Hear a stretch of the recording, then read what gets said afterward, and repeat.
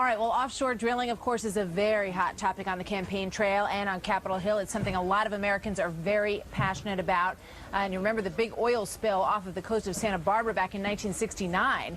But now a lot of Californians are actually rallying to end the ban on drilling. If you can believe that, the Santa Barbara Board of Supervisors making a move to support drilling 100 miles off of their coast. But will it ever happen? William Lajeunesse is live from beautiful Santa Barbara, California today. William, are Californians coming around to the idea of drilling off the shores of their home state? Well, California is very symbolic of the U.S. as a whole. We use more oil here than anyone other than the United States and China.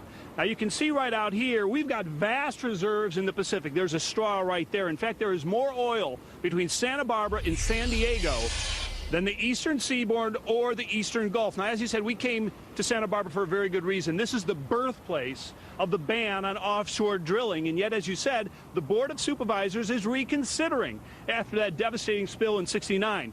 That'd be like the people of Chernobyl voting for nuclear power. Now, I'm going to take you into the truck real quickly to give you a look at the national picture, Martha, and what is happening tomorrow in Congress.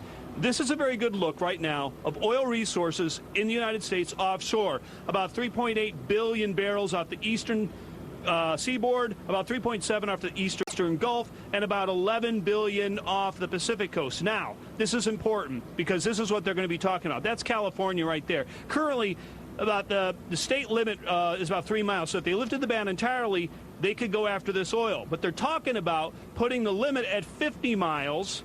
Now, a state legislature could go from 50 to 100 miles if they want. That's not going to happen in California. You could have drilling off 100 miles. But all the oil is right here. And that's why experts say about 80 to 88% of all the oil in the country is off limits under the two bills being considered in Congress. Now, this is important as well because this deals with facts versus fear. The oil industry, according to government statistics, in the last 15 years has produced about 156,000 barrels of oil, and for every one of those, we lost 1 barrel. That is literally a drop in the bucket. But that is the debate that is going to begin tomorrow in Congress, probably for a good 2 weeks, about whether the U.S. should lift this ban. Energy critics say this is an energy bill in name only, that it is not going to deliver the oil that consumers say they want. Back to you. What a great report, William. I mean, that was made so clear. But no, wasn't it, though? I mean, when you look at this is the kind of debate, and people say, oh, you know, we need to drill off our shores, and I think a lot of people feel that that's a good idea. Then you get into this congressional debate, and this is where so many things get stymied. So we're going to end up with an agreement, perhaps, that allows us only to drill in areas where the oil is not. And what William has reported on before, which he left out of this, is the fact that, you know, he said 1 barrel of oil spilled. More oil seeps through the ground off the coast of California than is ever spilled out there. So you're going to have much more environmental damage. William, am I right here? You're still on camera. Much more oil seeps through the ground than is ever spilled.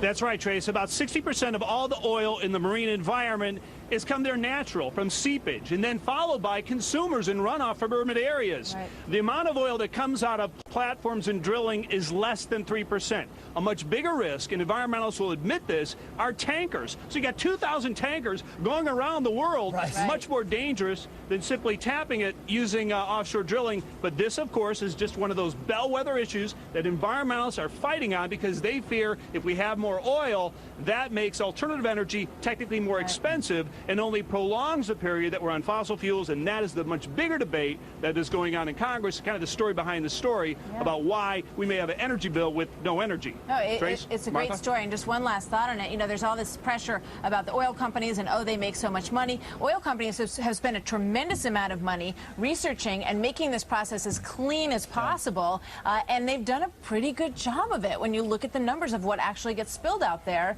it's extremely minimal. So something everybody needs to know to get the full picture.